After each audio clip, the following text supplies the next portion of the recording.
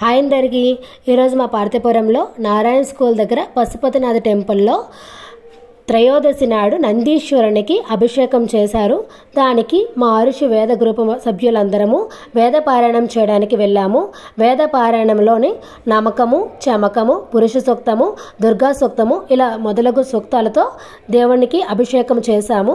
అభిషేకంలో పాలు, పెరుగు, తేనె, పంచదార, కొబ్బరి నీళ్ళు, విభూది ఇలా మొదలగున వాటితో అభిషేకం చేస్తూ దేవునికి పారాయణం చేశాము.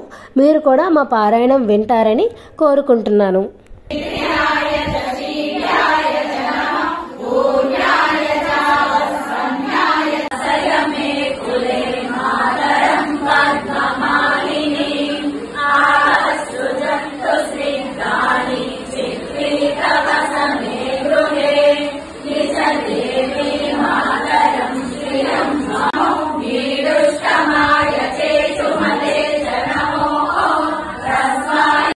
ఈ గుడి విశిష్టత ఏమిటంటే ఈ గుడిలో బ్రహ్మసూత్ర లింగము ఉంది.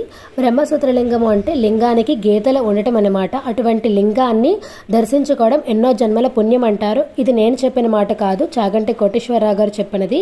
ఇక్కడ హారతి, అభిషేకం ఎంతో కనుల వైభవంగా జరిగింది.